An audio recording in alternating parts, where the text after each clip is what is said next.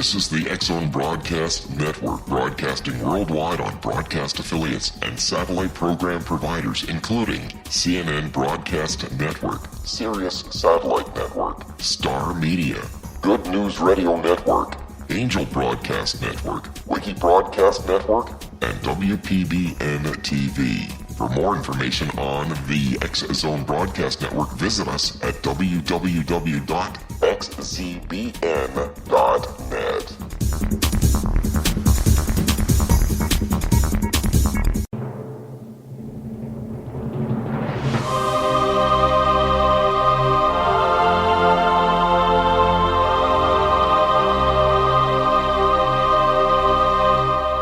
The Science of Magic with Gwilda Wiyaka is largely an opinion talk show. All opinions, comments, or statements of fact expressed by Gwilda Wiyaka's guests are strictly their own and are not to be construed as those of the Science of Magic or endorsed in any manner by Gwilda Wiyaka, Relmar McConnell Media Company, its affiliated networks, stations, or employees.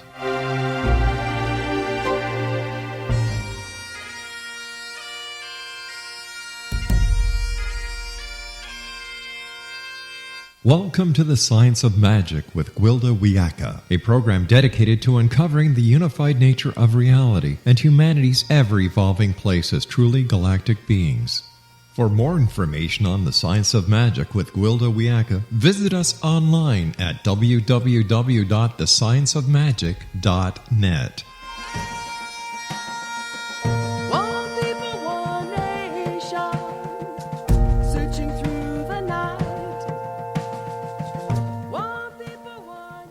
Welcome to the Science of Magic, a program combining the science and magic of today's leading topics to co-create new solutions and promote evolutionary thinking.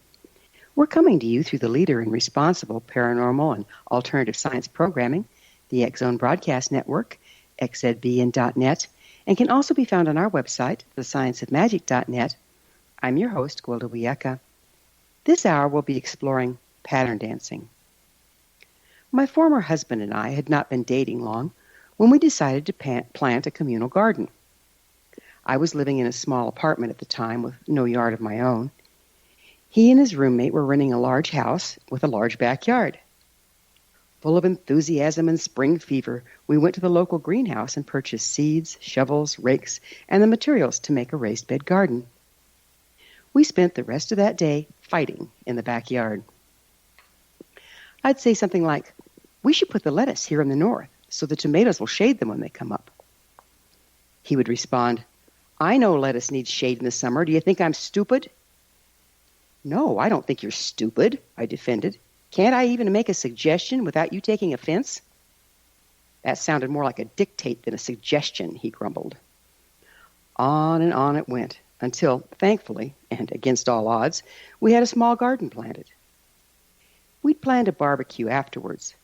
I was in the kitchen making salad as he prepared the steaks for the grill.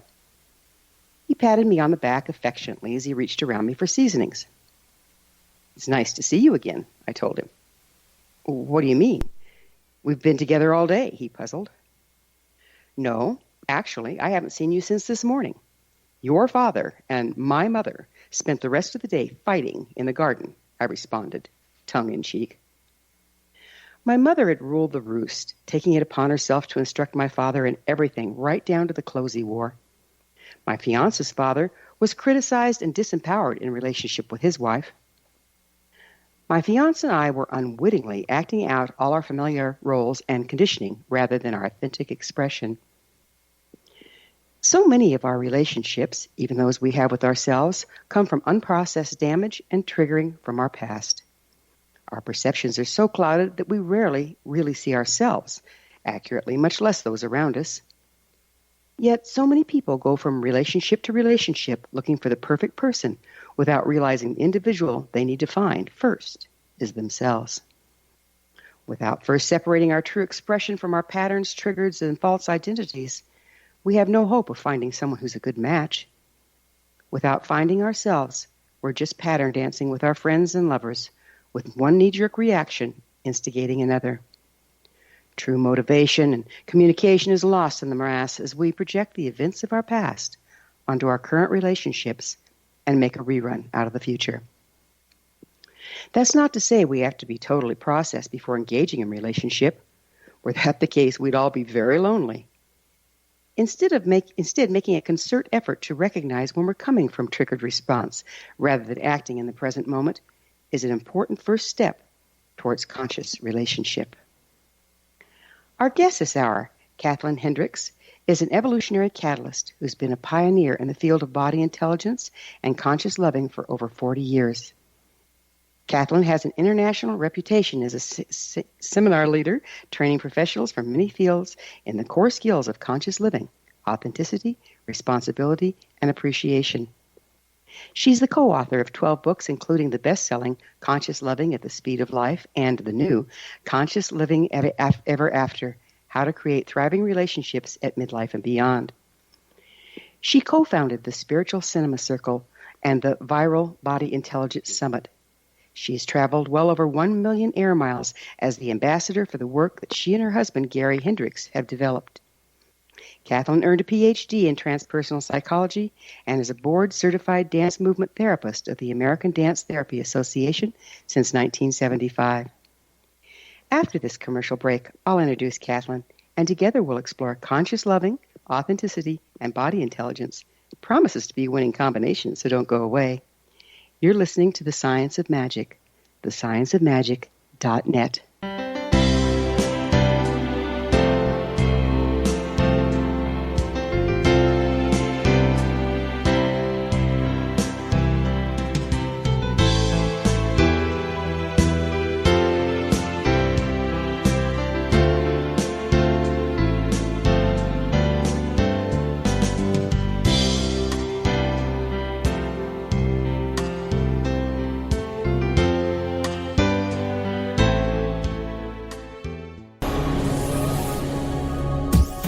This is the X-Zone Broadcast Network, broadcasting worldwide on broadcast affiliates and satellite program providers, including CNN Broadcast Network, Sirius Satellite Network, Star Media, Good News Radio Network, Angel Broadcast Network, Wiki Broadcast Network, and WPBN TV. For more information on the X-Zone Broadcast Network, visit us at www.xzbn.net.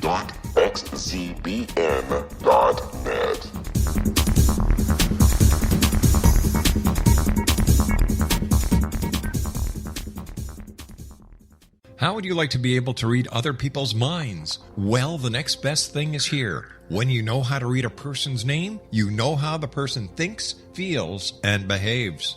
Each letter in our name holds a key to unlock our true essence. Our name contains both our gifts and challenges in this lifetime. Mnemology science discovers personality secrets hidden in the placement of the letters of our names, including the first and last impression people remember about us. Sharon shows us how to interpret the arrangement of letters as outlined in her book, Know the Name, Know the Person.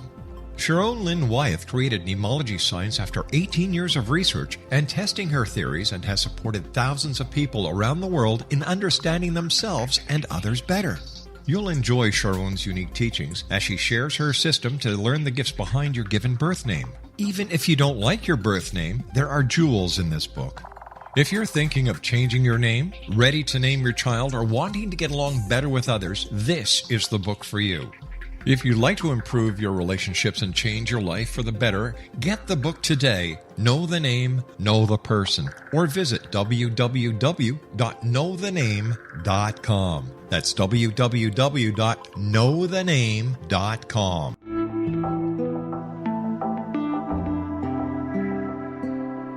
Take a step back in time and discover old Florida cuisine at Marsh Landing Restaurant in Fellsmere, Florida. Enjoy delicacies such as frog legs, gator tail, catfish, and swamp cabbage, or enjoy the more traditional cuisine such as hand-cut Angus steaks, ribs, and seafood. Join us for breakfast with a southern flair featuring sweet potato pancakes, biscuits and gravy, and much more. Planning a party? Marsh Landing's private dining rooms can accommodate groups from 8 to 80 people. While you visit, enjoy the historic pictures, artifacts, and stories that line the walls. Marsh Landing is truly a unique experience. Marsh Landing Restaurant, 44 North Broadway in historic downtown Fellsmere, or visit marshlandingrestaurant.com. Marsh Landing, old Florida cuisine at its best.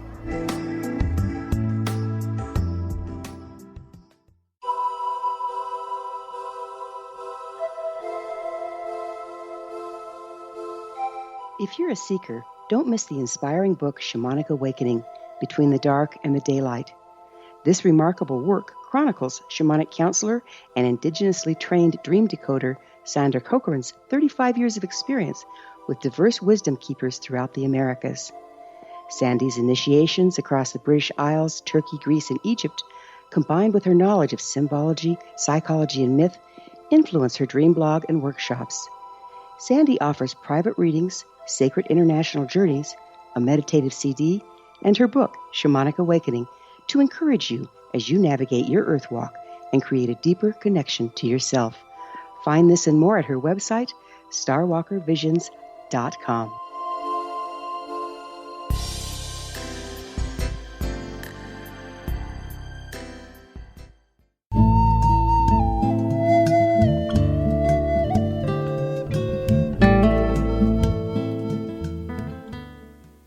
Welcome back. This is The Science of Magic, dedicated to unification and evolution of consciousness. I'm your host, Gwilda Wiyaka. With us this hour to explore the topic of conscious living and conscious relationship is Kathlyn Hendricks, co-author of 12 books, including the best-selling Conscious Loving at the Speed of Life and The New Conscious Loving Ever After. Her website, Hendricks.com, and foundationforconsciousliving.com. Kathlyn, thank you for joining us on The Science of Magic. Oh, it's my pleasure. What is an evolutionary catalyst? Oh, well, a catalyst is anything that changes the context around itself without itself being changed. And an evolutionary catalyst is someone who is in service of things moving toward harmony and alignment and co-creation rather than competition and conflict. But don't you have to kind of enter into chaos before you find that spot? Well, I think chaos is definitely a part of life, and that what gives us direction is what we choose. And choosing, in the way that we describe it, we call it a commitment, where you gather yourself and move yourself consciously in a chosen direction. And we think that conflict is run by adrenaline and increases the level of chaos, whereas commitment really allows you more freedom of choice and allows you actually more freedom in all ways to create rather than compromising and rather than recycling those old pattern dances. So you see all conflict as being counterproductive to unity? I would say that conflict is really not facing what is actually occurring, and that there is a difference between conflict and differences.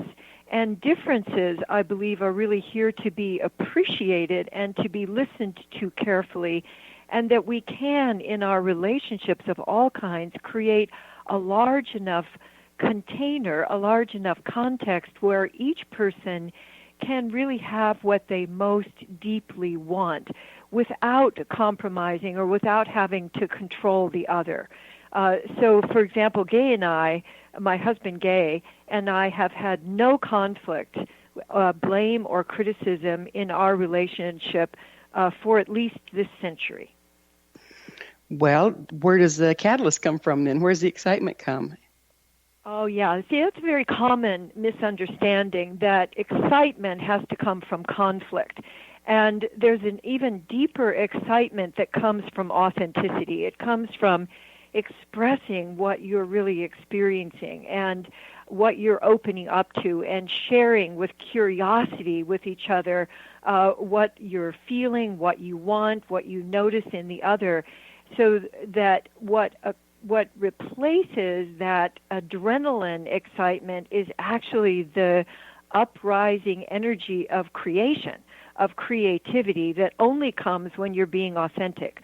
Because when you conceal, what we have noticed, we have a saying we call withhold, withdraw, project, that when you're concealing, the next thing that happens is that you withdraw from your partner, because we're meant to express. And when you withdraw, then you get distant from your partner, and then your partner starts looking different. So the conflicts that most people come up with we have found often come from not being willing to actually reveal what you're experiencing, what's true for you, and especially what you're feeling. So you're saying we can be different, but we have to leave each other room for that? Is that more like it? I would say yes. Of course, we are all different, and the actual act of appreciating, that is giving your sensitive awareness to how is it that you see this situation, and how is it that I see it, and what is going on between us that might allow us to feel genuine connection, so that if there is a resolution that needs to be made, we can create it together rather than entering into a win-lose kind of scenario that is so common today. So it sounds like the difference between a polarized stance and one of seeking unity with our differences being added into the equation. Is that what you're talking about? With our differences and also our wants and our aspirations and what we dream of and what is really what we call your own genius, what is in you that is unique, that wants to be expressed in the world. So for example, I love to move. I've loved to move since I was a baby in my crib, and when I don't move, I can't think very well. So and my husband is a writer and a visionary primarily, and so he could go for long times without moving, and it wouldn't bother him at all. But for him to appreciate that I need to move, and for me to appreciate that he needs periods of alone time to really be able to express who he is, that's part of what we have learned from each other. And I've also learned how to take more alone time and really benefit from that. And he's learned how to really enjoy movement and finds that adds to his ability as a writer. So it's not as if you have separate corrals that you stay in. There is really a sharing and an adding to the richness of life that comes from you expressing yourself really authentically, rather than trying to get the other's approval or trying to be some way that's really not who you are, which is a lot of what the culture teaches us. Well, it sounds like, again, we're dancing with, you have to know who you are first, right? I think you can only know, you can know who you are. You can learn how to love yourself. You can learn how to be appreciative with yourself. But there is a certain kind of learning that we really can only have with another person, that we get together with other people primarily because they can open up a part of the world to us that we couldn't really see by ourselves. So we really think that curiosity and appreciation are really the gateways to continuing to learn and also continuing to renew the romance in your relationship, because that gets renewed by new discoveries rather than adrenaline, having a fight, what my husband calls a wargasm. Wargasm. I like that. So we're all on the same page. Would you define consciousness as it applies to your work? I would say that consciousness is a fundamental awakeness, an ability to notice both yourself, but to be able to notice what is going on around you and to be able to be present in yourself while giving the gift of presence to those that you meet. So what do you see standing between people and being conscious? I mean, let's face it, there's a lot of unconsciousness going on out there.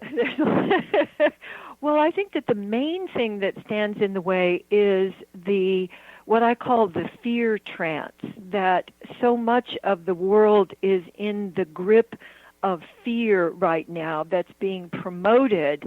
And when you're in the grip of fear, as Sophocles said many centuries ago, when you're scared, everything rustles. So if I'm scared, everything looks scary. And the other really important thing about fear is that not only does it separate us from our body wisdom and our consciousness, but it makes other people appear as enemies. So, and that happens below the level of the brain where we solve problems. It happens down in our reptilian brain. And so if you're walking around in fear, everybody else looks like the enemy. And I think that's the great barrier to growing consciousness and connection, because people don't realize that they're in fear, and they don't realize that they need to move from fear to flow to actually be resourceful in their lives. So where do you think all this fear is coming from? Well, you just take a look around. It's certainly been very prevalent in our country for, at least since 9/11. And since then, there have been huge numbers of incidents where we're really taught to be afraid rather than be curious about what is actually going on here. How might I be contributing to this? How might I see this other person as an ally rather than an enemy? We're really taught, well, it's just so scary. We have to create more walls and barriers and ways of excluding people rather than ways of welcoming them. And so I think that fear and fear-mongering is the great enemy of consciousness right now. Well, it's darn hard to be thinking unity when you're standing next to somebody with a bomb strapped to their back. How do we work with what is? Well, there are very few people who actually have bombs on their, have literal bombs on their backs. But I think there are many people who carry around the bomb of fear, which keeps you from actually being able to respond. You can only react. As some of our scientists have told us, our whole cellular community can either be protecting or growing, but it cannot do both. And if we're protecting, we can't grow. We can't grow in ourselves, and we cannot grow in connection. So I think the first task for all of us is to be able to recognize when we're in fear and to be able to shift from fear to flow. One of the things I've invented is something called fear melters that allows you to make some simple movements that restore you to presence in your body and allow you to be resourceful and to recognize the possibilities for collaborating and creating with others, and also bridging the gaps so that you can appreciate differences, but you don't have to build barriers. So is it like working with the fight or flight response and coming out of that? Yes, it's actually working with the 4 expressions of fear, which are fight, flight, freeze, and faint. And I've developed simple movements that are oozing and sumo and wiggling and love scoops that allow you to feel in touch with yourself again and to feel the flow of aliveness rather than the gotta get the hell out of here or gotta punch you in the nose of the fight or flight response. How long does it take to make that shift? I mean, we've got adrenaline flooding our system. Yeah. We know all the physiological stuff. About how long does it take to make that shift? Well, what we found, and we're doing more studies to really expand the possibility here, but it takes between, I would say, between 3 breaths and a couple of minutes. So no fewer than 3 breaths. So as you're oozing, if you imagine just moving your shoulders as if they were seaweed in water, or sumo, if you imagine yourself standing in a sumo stance with your hands down on your legs and really feeling your feet, or you're wiggling and you feel yourself wiggling. We're going to need to take a break here. Kathlyn and I will return to our discussion on the other side of this commercial break, so don't go away. We're coming to you through the X-Zone Broadcast Network. Don't miss the other fine shows and hosts on xzbn.net. You're listening to The Science of Magic, your resource for creative solutions in a changing world, thescienceofmagic.net. Please, I love your emails. Email me at info@thescienceofmagic.net. I'll answer them as soon as I can, and I love to hear suggestions for topics and places to go with our explorations. See you on the other side.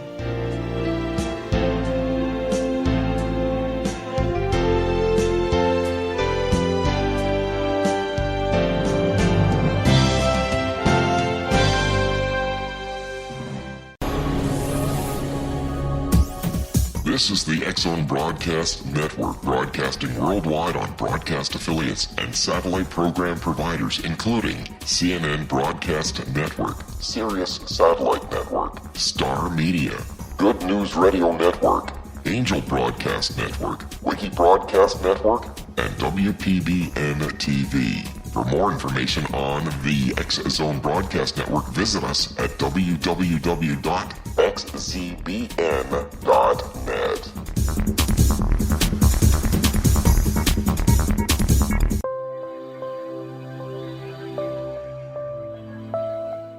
There's a legend shared by many indigenous cultures of a time when the nations were cast to the four corners of the world.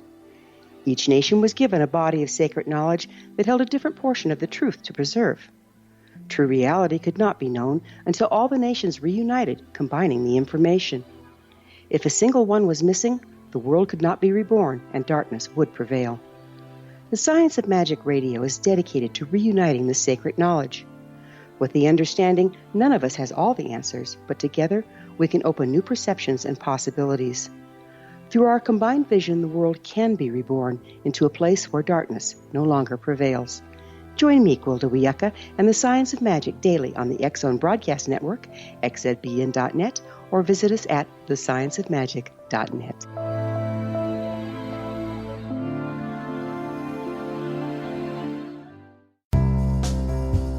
Gibbs A. Williams, Ph.D., is a practicing psychoanalyst, supervisor, researcher, and author in New York City. Much of his life has been dedicated to understanding nature and the uses of meaningful coincidences or synchronicities. His radical and original non-Jungian, non-mystical, non-magical theory of synchronicities illuminates much of the fog surrounding this challenging and perplexing topic. His ideas and manners are fresh, presented in a style that is both entertaining and highly informative. He is also an expert on crisis intervention, specially focused on violence reduction for the police and citizens, mastering anxiety, frustration, and stress without the use of medication, and effectively preventing and treating heroin addiction. Dr. Williams can be contacted at his email address at gwwilliamsny11@aol.com or visit his website at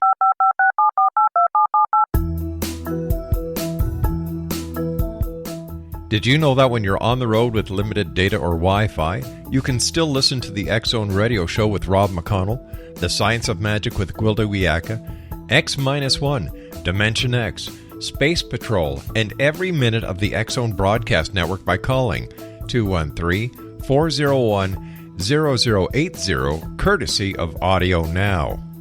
No smartphone, app, or internet needed. It saves your data plan and it's free if you have unlimited minutes.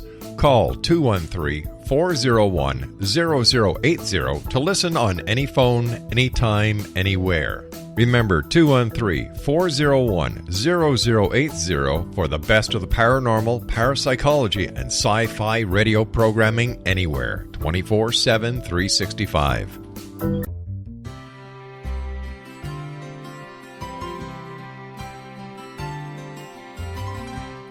True healing must address 4 levels: physical, emotional, mental, and spiritual, for us to live joyful and productive lives. We tend to treat 3 of the 4, leaving the spiritual languishing.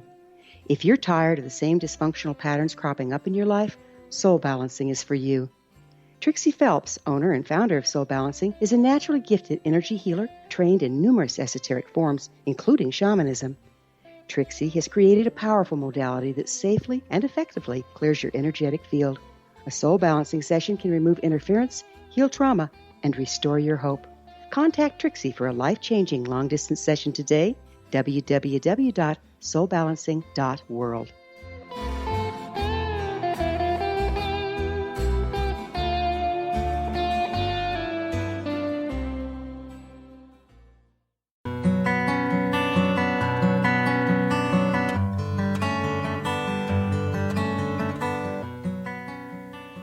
Welcome back. This is the Science of Magic, a place where magic and science come together to promote enlightenment. I'm your host, Gwilda Wiyaka. We cover what's hot. For in-depth exploration of leading-edge subjects from numerous authorities and viewpoints, join our email family to receive our topic-driven episode collections at thescienceofmagic.net. Our guest this hour is Kathlyn Hendricks, co-author of the best-selling Conscious Loving at the Speed of Life and the new Conscious Loving Ever After.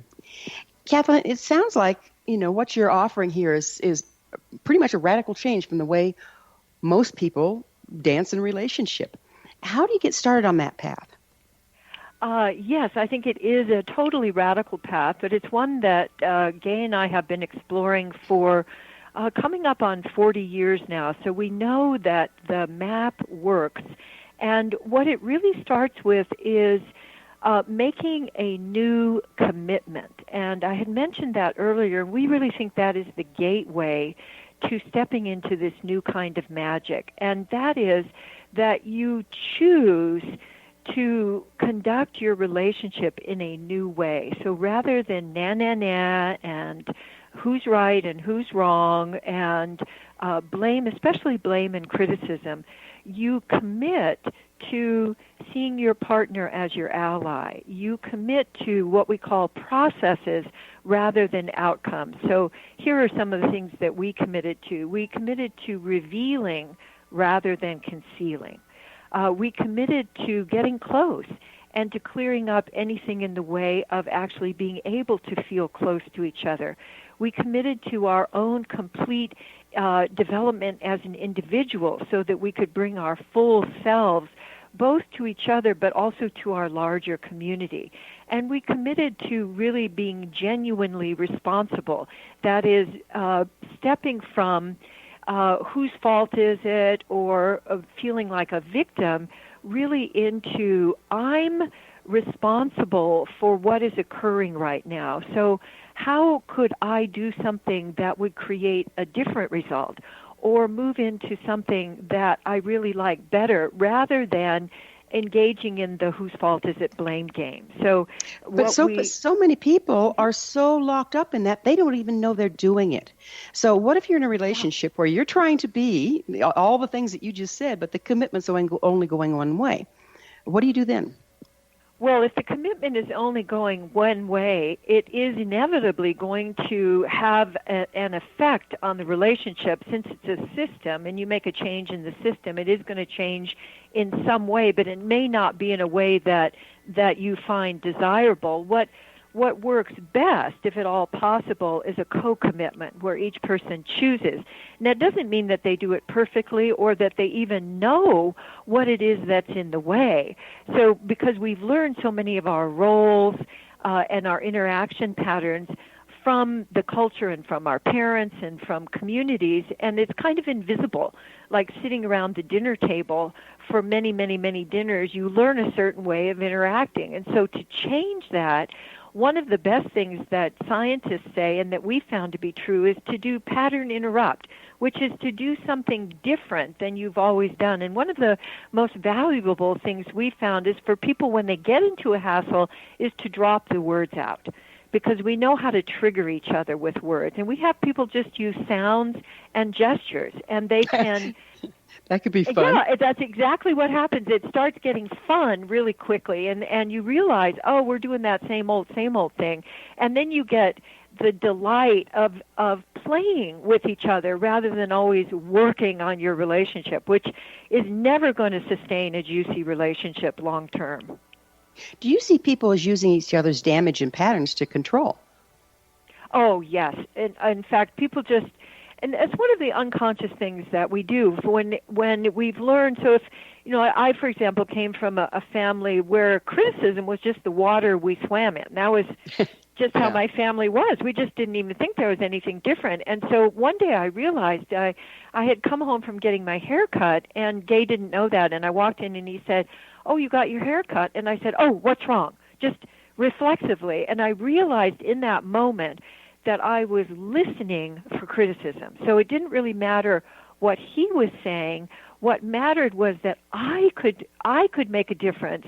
I could choose to begin to listen to him differently, so that I started listening, choosing curiosity, like, what is he really saying here?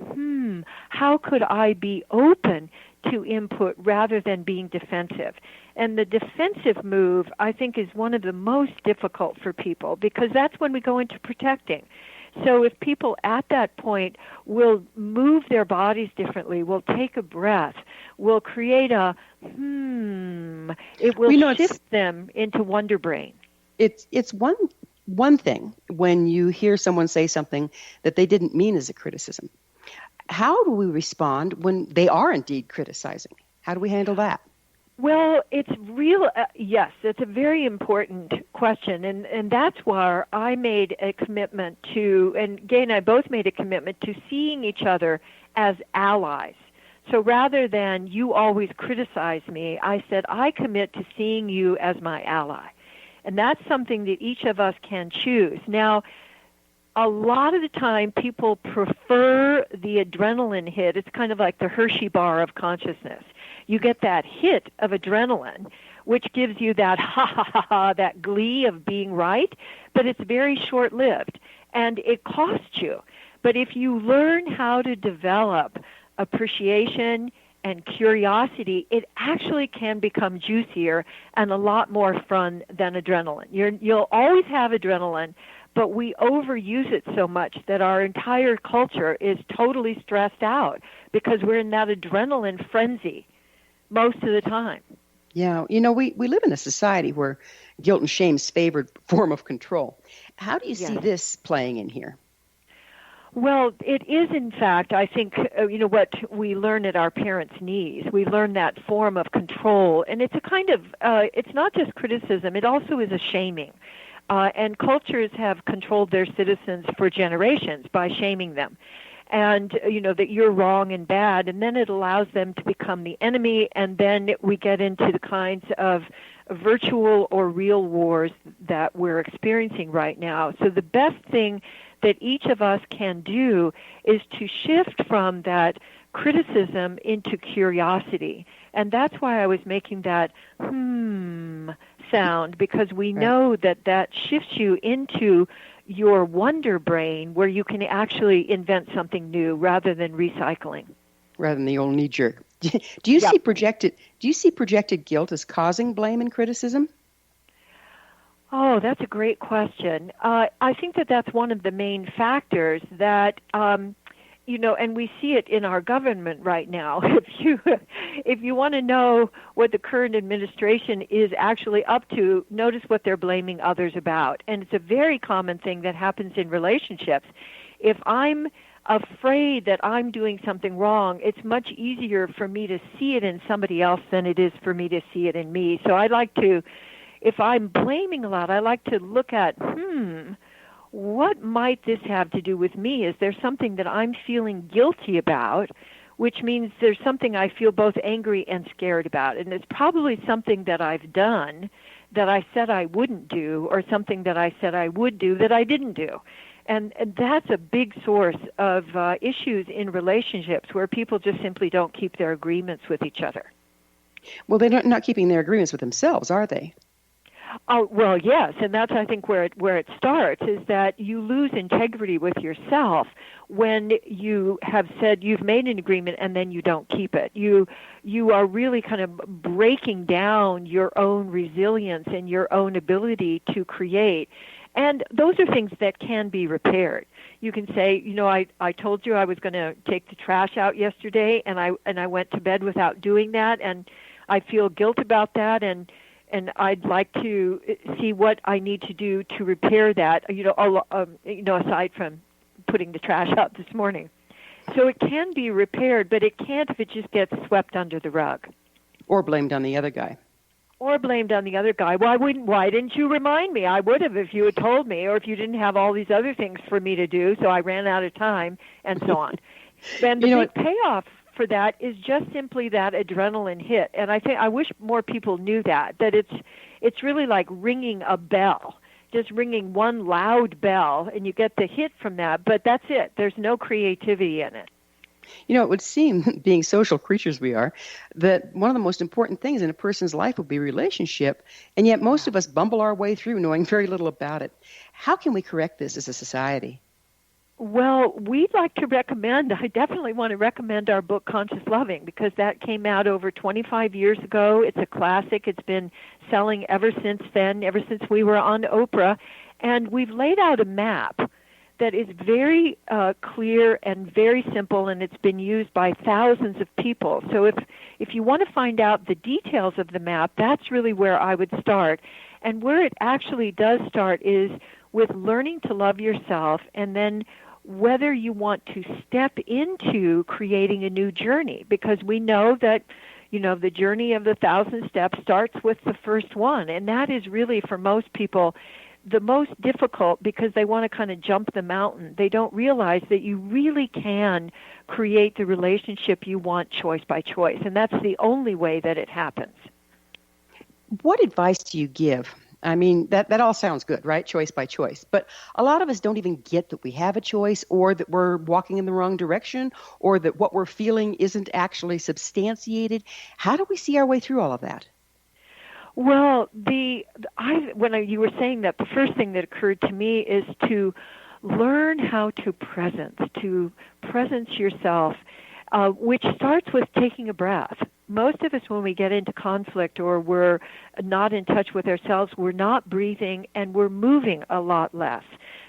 Today's culture moves far, far less with our devices and computers and all than previous generations too. So we don't get a chance to actually use our body wisdom, which is where the magic comes from. It doesn't come from our problem-solving brain. It comes from our larger brain, from our consciousness. And yet we tend to store all this rage and emotion in our body, and if we move, it triggers it outward. Is that correct?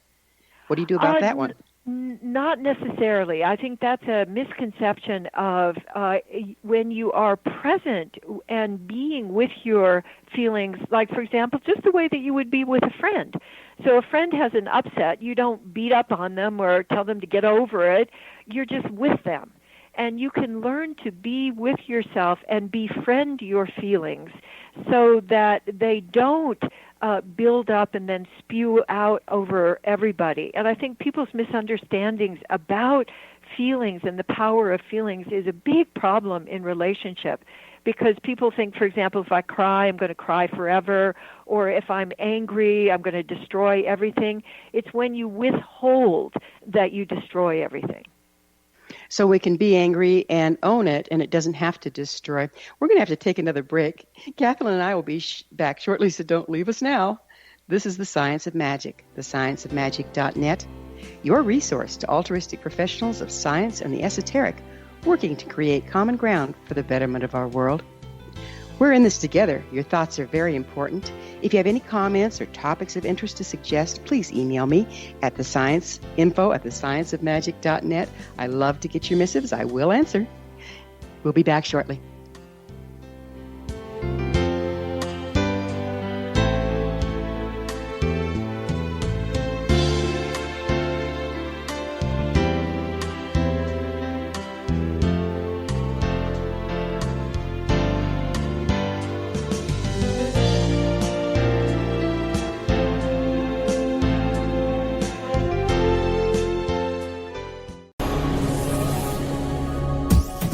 This is the X-Zone Broadcast Network, broadcasting worldwide on broadcast affiliates and satellite program providers, including CNN Broadcast Network, Sirius Satellite Network, Star Media, Good News Radio Network, Angel Broadcast Network, Wiki Broadcast Network, and WPBN TV. For more information on the X-Zone Broadcast Network, visit us at www.xzbn.net.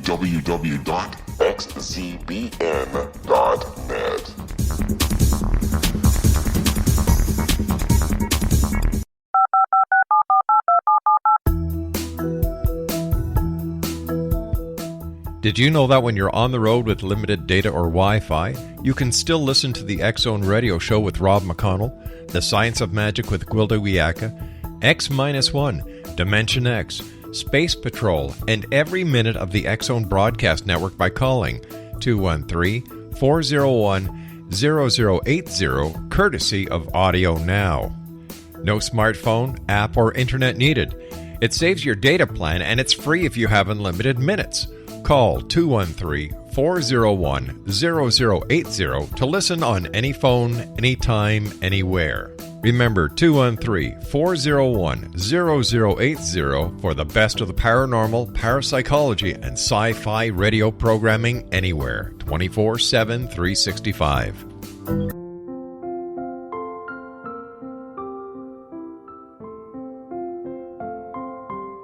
I am Dr. Carl O'Helvey, founder, president of a new cancer foundation focusing on evidence-based physical, mental, and spiritual interventions, including natural cancer cures, prayer, meditation, affirmations, nutrition, and other related holistic cancer prevention and cure modalities. These are used in cancer education, research, and financing care. I ask for your help to continue this important work by donating at www.holisticcancerfoundation.com.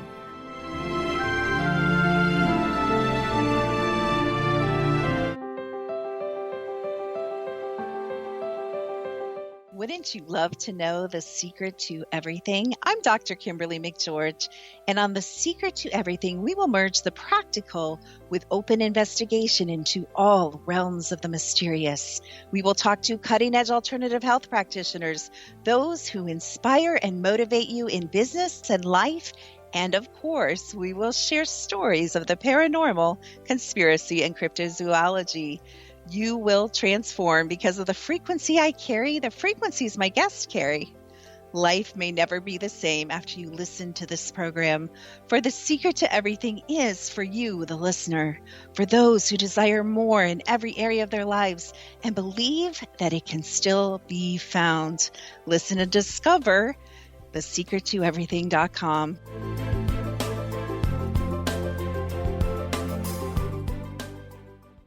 Little children aren't the only ones afraid of the dark.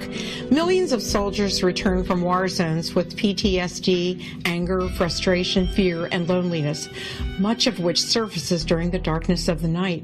You have the chance to change the lives of these American heroes. Songs and Stories for Soldiers.us provides free MP3 players for these men and women.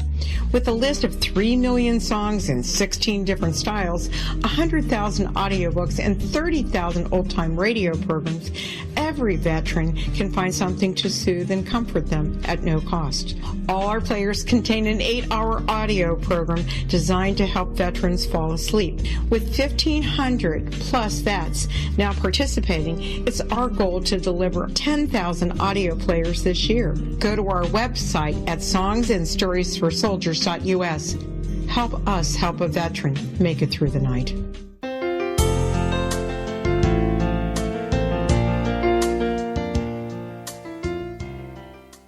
Welcome back. This is The Science of Magic, bringing together gifted people of service to the world. I'm your host, Gwilda Wiyaka. What's up in your world? Email me at info@scienceofmagic.net and suggest a topic that's on your mind. You're probably not the only one interested. Our guest this hour is Kathlyn Hendricks, co-author of the best-selling Conscious Loving at the Speed of Life and the new Conscious Loving Ever After. Kathlyn, I have been an admirer of you and your husband for years. I used to be a part of the cinema circle that Great. Oh, I just loved it, and I don't have time to watch things anymore, so I'm not a part now. I understand. But what strikes me as we've been talking this past hour is you are two very dynamic, extremely creative, and motivated people. And that has a chemistry of its own.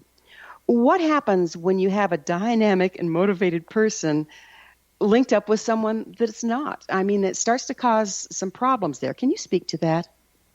Sure. What we notice a lot is that opposites attract. We find that a lot of couples have at least some of their dynamics different. You know, so for example, Gay is a big thinker, and I'm a big feeler. You know, I can sense feeling in the room before anybody else can, and he can pull out, you know, the vision of what's possible quicker than anybody. And what we really recommend for people is that rather than hassling with each other, they commit to learning from each other, because you chose this person.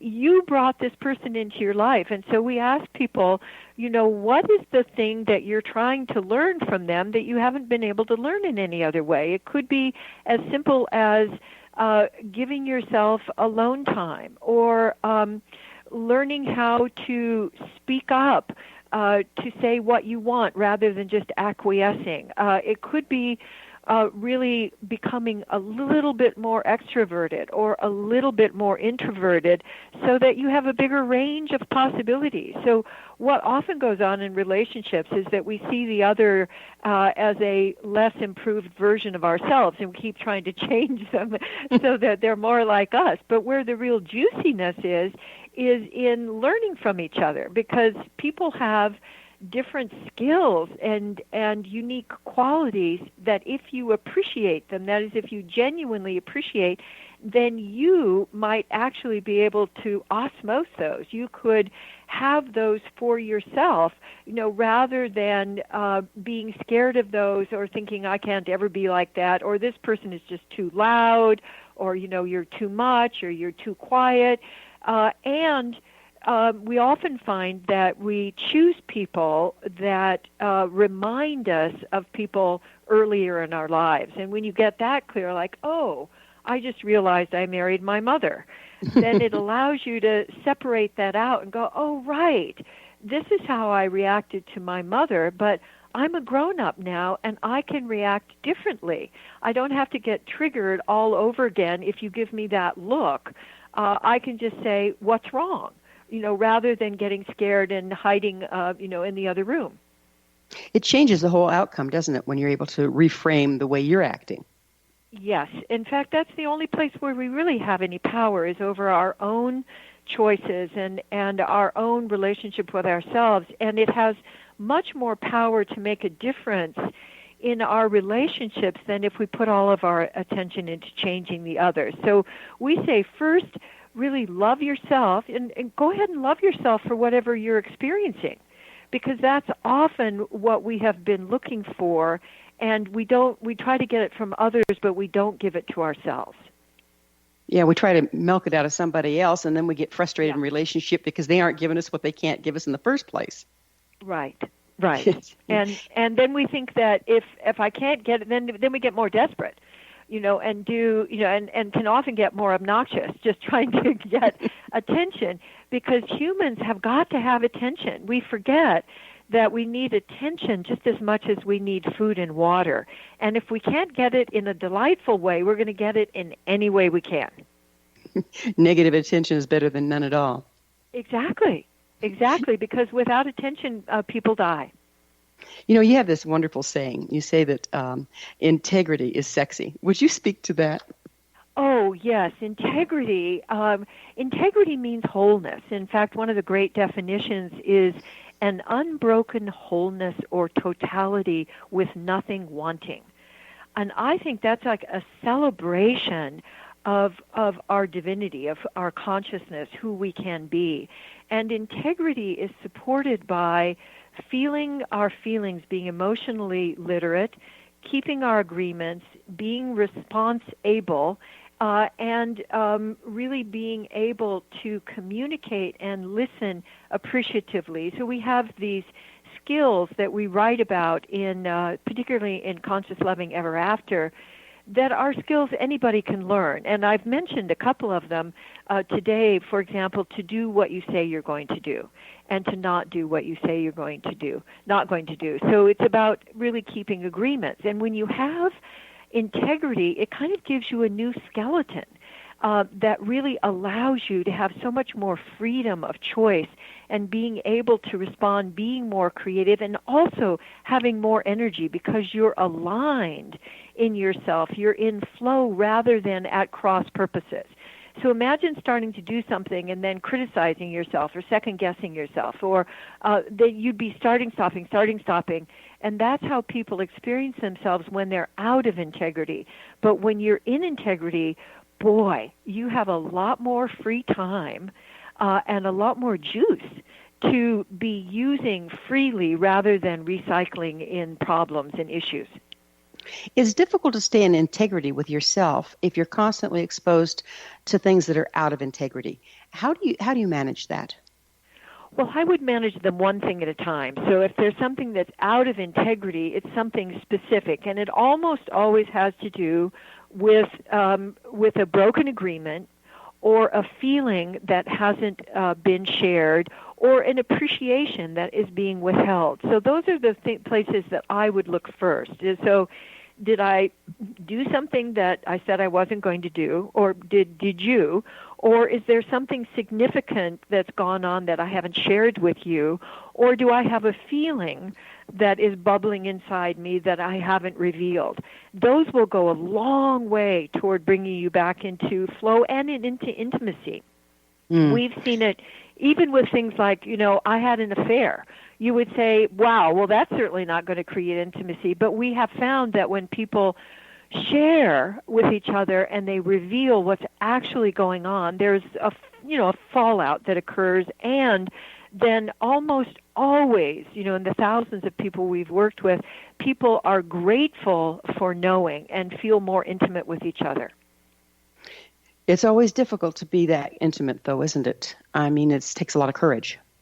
Oh, I think it's much more difficult to be unconscious and to be recycling old problems. If you take a look at the number of prescriptions we have going in the country right now, and the pain prescriptions, and those I believe are really run by those three things: that things that you have not done, agreements that you've broken, things that you have not shared, and feelings that you haven't shared. And that's, for example, what depression is really mostly all about. So what you get is, I think, a much more aliveness, the joy of being alive, and the ability to be much more present and with other people, and creating the kind of life and the kind of community that you want, rather than going through the same old, same old.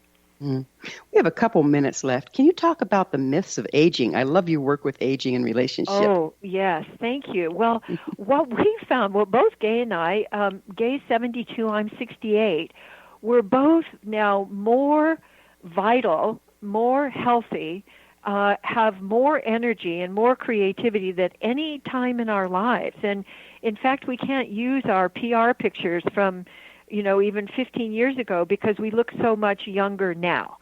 So I think that every single myth that we have about aging is really are not opening up to the possibilities of what we call continuous renewal. And the kinds of things we've been talking about today not only enliven your relationship, but they enliven you. That when you're being present with yourself, when you're telling the truth, it gives you vitality. In fact, that's when we first started to notice that telling the truth was a great aphrodisiac, because you feel a burst of aliveness when you tell the truth. Whereas when you conceal, you start feeling more muffled, and you definitely feel separate from yourself and from others.